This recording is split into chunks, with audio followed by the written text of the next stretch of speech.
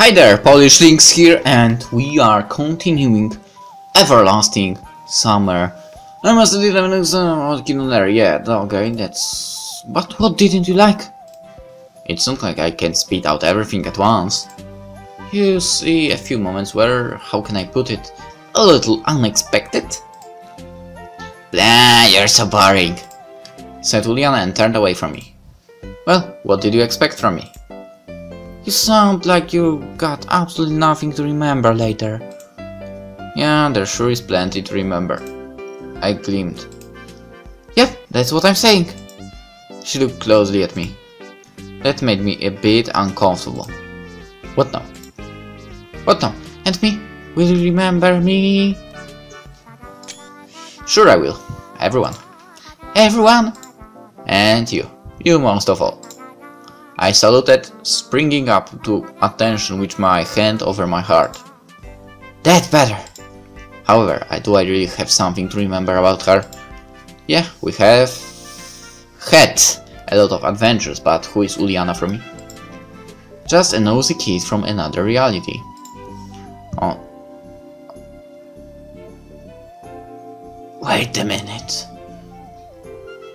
Alright, I considered that she might be your sister. But what? What if she is actually your daughter? Oh crap! That will be something. Okay, that's just my thought. Maybe it's not like that. Probably not. On second thought, do I really care that much about my situation now? From the very first moment I appeared here, everything changed tremendously, so right now I was just curious what's going to happen next. Sure, the unknown is not the most pleasant perspective, but I must admit that it's a breathtaking one. Whether I will return to my world or not is not up to me anymore. It means that I don't really have any choice. I have to adapt to the local living conditions. And one of these conditions was sitting right in front of me, smiling broadly. You know, we're not as silly as I first thought. Why do you think I'm silly in the first place? She said in an offended tone. Just kidding. You and your jokes. Alright, it's time. Let's go! Uliana said happily and pointed at the back. Yeah, I showed at her belongings. The wave almost made me bend in half. I was thankful for the fact that the bus stop was just a few hundred meters away. I shoved her stuff onto the bus and then hurried to get my own humble luggage. After some time, all the pioneers were here. Everyone is here. Wyganul Dmitrievna.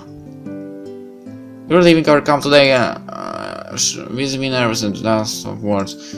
I hope that you will remember the time you spent here for a lifetime and that you will retain only pleasant memories about Sovyonok. That's happened already.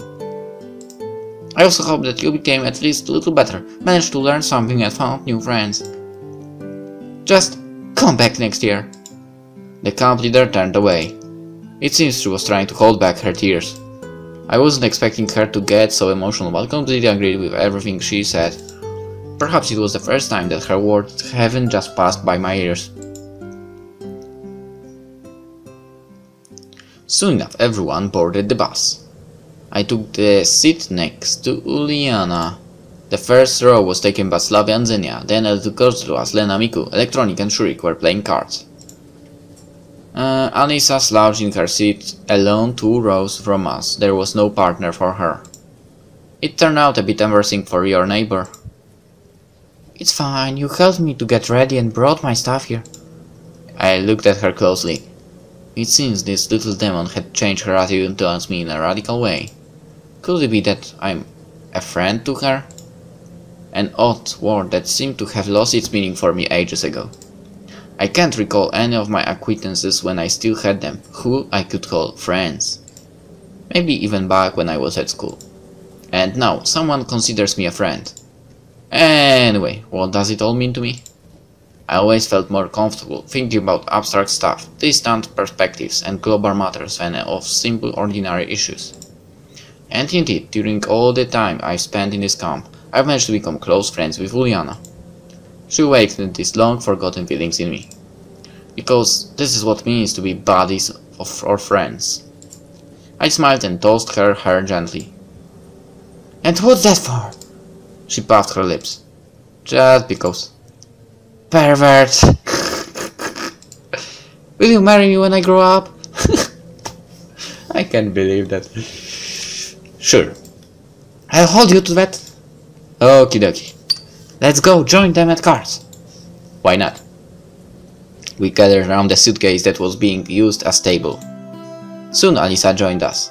I was laughing a lot, cracking jokes, and just enjoying being in a state one usually calls happiness. A simple happiness, here and now. Right now, this bunch of pioneers that I've managed to befriend in this short week were a million times more important to me than finding out how I came to this world and how to get out of here. In the end, should I even bother trying to get back? No. And he will probably come back either. It was getting dark. It was getting dark, the game was long over and the pioneers had returned to their seats. I had no idea how long would it take to get to the district center, but it seemed like an eternity.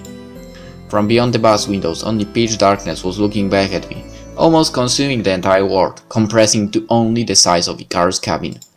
Anyway, the surroundings were the least of my concerns now. Now I was enjoying the moment. It seems that this reality is completely normal. And does it really matter how I got here if things turn out this great? I became another person and met new friends. What are you thinking about? About life. And how is it going? Just awesome. Juliana laughed quietly. I don't have a place to return to, so I can choose any life path I want. Yeah, we'll part ways soon and I will probably never see most of them again, but we'll stay friends forever. A pleasant warmth flowed through my body. I felt like a kid again. Juliana put her head on my shoulder and quickly fell asleep. Again! Sometimes you may feel tired not only because of hard work or sad feelings, but also because of fun, joy and happiness. You may probably even want to continue but have no energy to, with your soul demanding time to rest and your body asking for calm. I fell asleep with a smile on my face.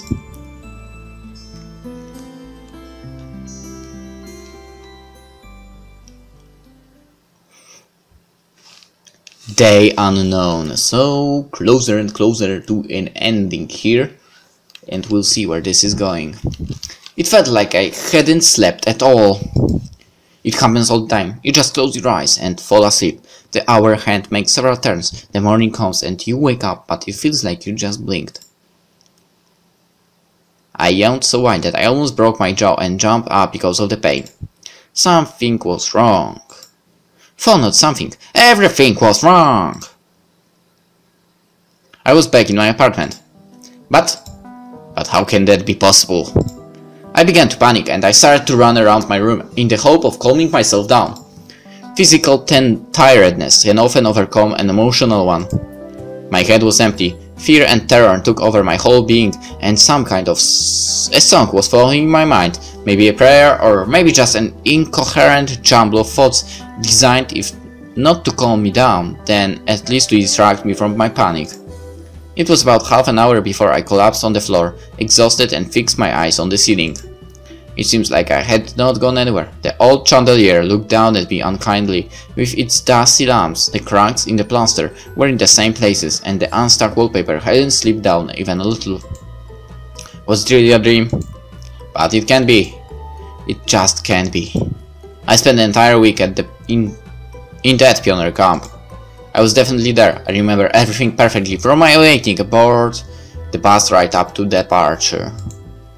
Neither dreams nor hallucinations can be that real. Somehow I stood up, went to the kitchen, filled the glass with the water, and returned to the room. The blood was still hammering in my temples, but at least the terror of the first few minutes was gone. Or had just taken a break. I concentrated on the last thing I remembered. It was the departure from the camp. The night, the bus bouncing over the bumps, the dirty murky glass, beyond which almost nothing was visible on the pioneers. I'd been absolutely positive that I would never return. Or just didn't think about it. Anyways, I was prepared for our arrival at the district center in a few hours and was already considering options for my further actions. Or not. Damn it! I roared and pulled on my hair with all my strength. I can't remember. The last hours in that world merged into a monotonous mirage, as if a drunken Renoir was completing his painting with a roller instead of a brush. But it's not that bad. Wait a minute, why would it be bad? On the contrary, everything's fine, I would even say perfect. I've broken free from the Gundam world and returned home. The most important thing now is not to end up there again. It might happen, surely it could. But it would be good then, but it might not happen as well. Indeed, I have nothing to worry about now, everything will be fine. Obviously, I was just seeing things. Exactly, I was seeing things. It doesn't matter that everything felt that real, something like that just can't happen. It can't. I claim with all due confidence that it just can't. Modern science claims it's impossible, not allowed. I laughed loudly. An inner voice tried to stop the verbal diarrhea spouting from my mouth, but it didn't succeed. It feels like my speech and thoughts are separating to exist on their own, independent from each other. My brain prompted me to calm down and try to analyze the situation, while my tongue simply tried to ease the stress by throwing new meaningless words out into the air. Finally, I was somehow able to pull myself together. I put the curtains open and looked out the window. The night city looked exactly the same as it did a week ago. Nice view. The view brought my mind back to reality, so at least to some extent. After all, if everything is now normal and nothing suspicious or supernatural is happening, then wasn't it just a dream? Essentially, there are only two options now. I can agree that it was just a dream and calm down. Or I can trust my own feelings and accept that the camp, the bus and the pioneers were real. Either way, whatever I choose, I won't get any answers. It's funny, I was looking for answers for a whole week, or at least pretending to, and found nothing, but I broke free from that weird world anyway, and what now? The enigma remains and additional questions have surfaced. In the end, I was exhausted and fell onto the bed. In a few seconds I was snoring blissfully.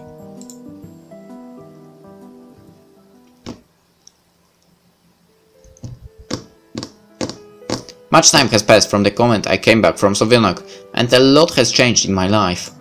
The first week I was racking my brains trying to summarize in detail everything that had happened, creating graphs and diagrams, writing the forums discussing paranormal phenomena. I even planned to visit a psychic. In the end, it resulted in nothing, just as one would expect. It's no wonder, I was just a human being, but these events obviously were the affair of a supreme mind.